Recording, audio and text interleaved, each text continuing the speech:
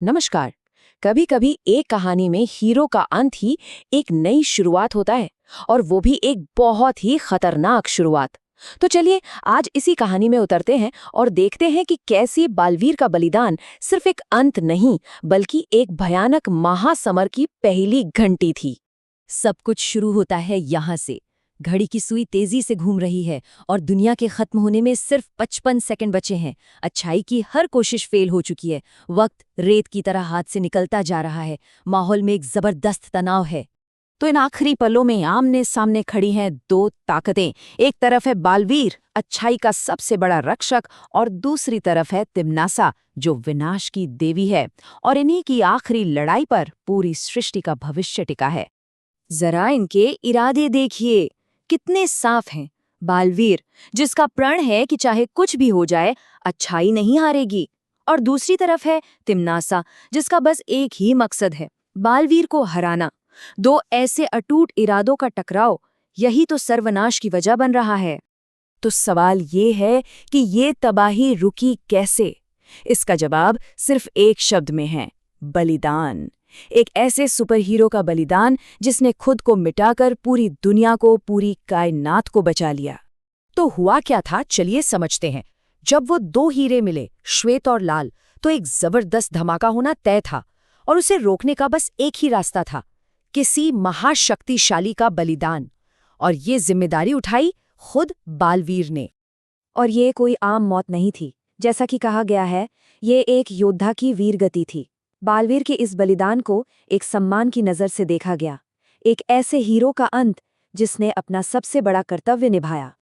लेकिन जब भी कोई हीरो जाता है, पहला सवाल यही उठता है कि क्या वो वापस आ सकता है। पर यहाँ कहानी एक बहुत बहुत पक्का मोड़ लेती है। ये सवाल तो दिमाग में आएगा ही, है ना, कि भाई वक्त को पीछे क्यों नहीं किया जा सकता? पहले भी तो ऐसा हुआ है उस युग यंत्र से, तो इस बार ऐसा क्या अलग था? और जवाब सच में चौंकाने वाला है। उस भयानक धमाके में बालवीर और तिम्नासा दोनों का सिर्फ शरीर खत्म नहीं हुआ था, बल्कि उनकी आत्मा तक नष्ट हो गई। और जब आत्मा ही ना बचे तो वापसी का कोई रास्ता नहीं होता। मतलब ये एक फुल एंड फाइनल एंड था। पर जैसा कि कहते हैं, हर एक्शन का एक रिएक्शन होता है। बालवीर के बलिदान ने तिम्नासा को तो खत्म कर दिया, पर इसने अनजाने में एक नए और शायद कहीं ज्यादा बड़े खतरे को जन्म दे दिया। ये लाइन देखिए, बुराई के सागर में तबाही की एक लहर उठने वाली है। इसका मतलब है कि ये कोई छोटी मोटी मुसीबत नहीं है, ये एक सुनामी है जो सब कुछ बहा ले जाने के लिए आ रही है। तो इसका असर क्या हुआ? पहली बात, अच्छाई की बुनियाद ही हिल गई है। दूसरा, खतरा अब किसी एक दुनिया तक नहीं बल्कि सातों ब्रह्मांडों पर है। और ये सब मिलकर आतंक के एक नए महायुद्ध की शुरुआत कर रहे हैं। सोचिए, जब सबसे बड़ा रक्षक ही नहीं रहा तो इस आतंक से लड़ेगा कौन? और यहीं बालवीर के जाने से जो खालीपन आया है, उसे भरने की जिम्मेदारी एक नए रक्षक पर आ जाती है, विवान, जिसे अब अकेले ही दो बालवीरों की विरासत को आगे बढ़ाना है। और विवान वो इस जिम्मेदारी को पूरी तरह से समझता है और स्वीकार करता है। उसकी ये कसम ये दिखाती है कि वो अपने पार्टनर के बलिदान की कितनी इज्जत करता है और उनके दिखाए रास्ते पर चलने के लिए बिल्कुल तैयार है। और इसी सवाल के साथ हम आज का ये विश्लेषण खत्म करते हैं।